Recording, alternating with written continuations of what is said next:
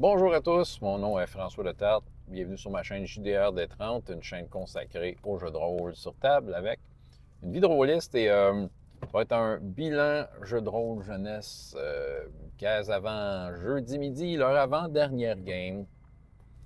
Une game, somme toute, relativement relax parce qu'ils ont comme pas mal réglé leur truc l'année passée, la semaine passée, je veux dire l'année passée. La semaine passée avec leur PVP qui était très intense, l'arbre d'or. Et la liche, il y avait un problème avec une liche. Tout ça a commencé par on finit la liche. La liche est tombée en bas du griffon avec 4 boules de feu qui pètent d'en face et le fait que le Minotaure l'a comme dépecé, était toute démolie, mais elle a essayé de se régénérer en prenant l'énergie d'un personnage non-joueur qu'ils avaient recruté il y a quelques games. Le Minotaure du groupe, chasseur de morts vivants, a décidé de sauter dessus, puis de l'écraser, puis de la smasher complètement. Ce qu'il a réussi, et il a finalement tué la liche. Là, j'ai beaucoup de bookkeeping à faire, parce que les dieux avaient fait une promesse. Vous nous aidez contre l'arbre d'or, on vous récompense. Ceux qui étaient comme pour l'arbre d'or ont quand même été, d'une certaine façon, récompensés. Je leur ai donné quand même de quoi d'assez cool, c'est-à-dire une flexibilité qui n'est pas nécessairement commune à Chroniques oubliées. C'est-à-dire qu'au lieu de prendre une capacité quelconque, ils peuvent aller chercher une capacité magique pour remplacer. Ce qui fait que ça fait peut-être le ménage de certaines capacités qui, des fois, je les regarde, sont comme moyennes. C'est ça qui arrive. Chroniques oubliées, malgré que j'aime beaucoup ça, le fait que ce soit des capacités, comme des voies avec des capacités fixes, genre que tu suis la ligne des capacités, je trouve que d'une certaine façon, c'est sûr que c'est limitant, là. Puis l'affaire, c'est que tu veux pas nécessairement, c'est pas toutes les capacités de la liste qui sont avantageuses. J'ai trouvé une façon de remédier à ça en faisant ça. Regarde, tu as un sort, t'es mêlé là. Fait que là, il y a eu beaucoup de ménage à faire. Les soins de groupe ont été donnés. Il y a eu de la guérison, tout ça. En fait, on tombait dans un temps creux. C'est sûr qu'il y a plein de problèmes, mais on est en fin d'année. Ils ne peuvent pas se garrocher et aller régler un problème. C'est impossible. Donc, en préparation. Ils veulent réparer le griffon géant. Ils marchaient grâce à l'arbre d'or, mais ils ont arrêté l'arbre d'or. Il y avait le cœur encore du griffon. Faut que tu trouves une façon, et j'ai trouvé une façon. Il y avait une carte au trésor qui avait été trouvée l'année passée, ou là 2 ans, puis un joueur m'a demandé c'est quoi. Ben, c'est là qu'elle était ta solution. Je suis bien joindre l'utile et l'agréable. Il y a aussi un autre problème, des dryades de pierre qui vont être un problème dans la région. Elles préparent une invasion parce qu'elles n'ont plus leur party avec les armes. Hein. Cette région-là, où ils sont dans l'histoire, il y avait comme beaucoup d'armes qui circulaient à cause d'une vampire qui utilisait ça pour augmenter son pouvoir, puis qui a été battue l'année passée, mais il y avait une ville que moi j'avais déterminé d'avance que cette ville-là n'était pas affectée.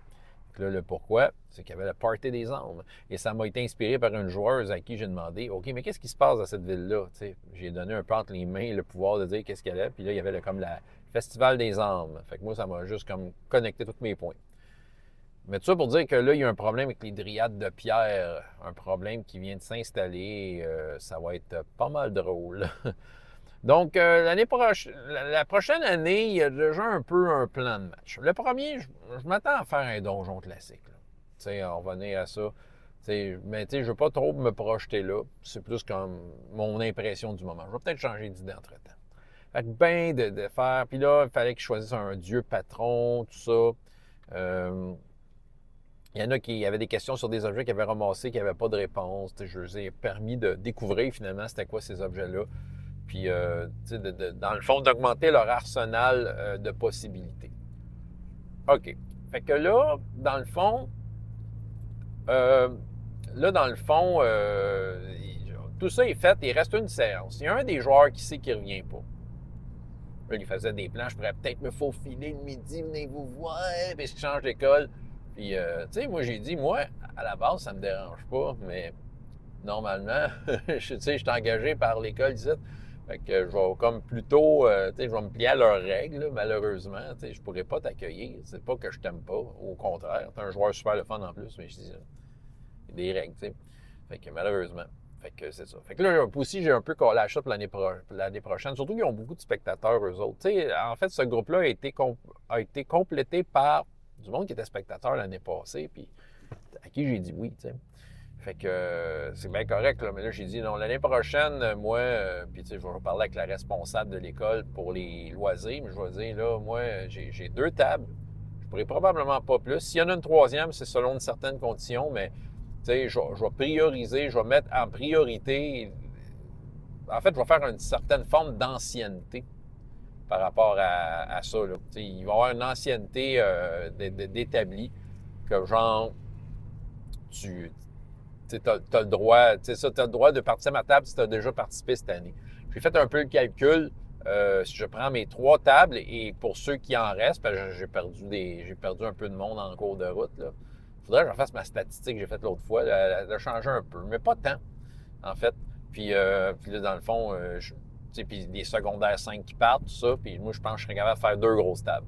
Deux tables de 8, je pense que je vais y arriver.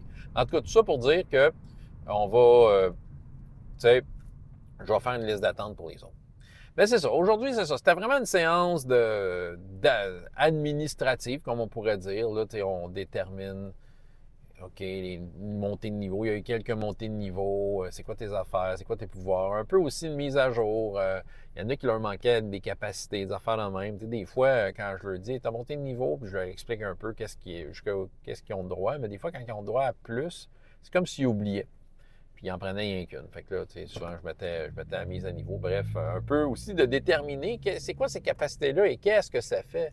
Parce que je dois rassurer un bon nombre de joueurs là-dessus. Il y en a qui se trouvent inutiles, mais bordel, il y a des bonnes capacités. Je disais tantôt qu'il y avait des capacités qui étaient un peu édulcorées. C'est sûr que la quantité de capacités qu'ils ont dû inventer pour le jeu, à un moment donné, tu sais, si tu vas pas te répéter, tu inventes de quoi, puis c'est moyen. Là, ça, je le comprends, mécaniquement parlant.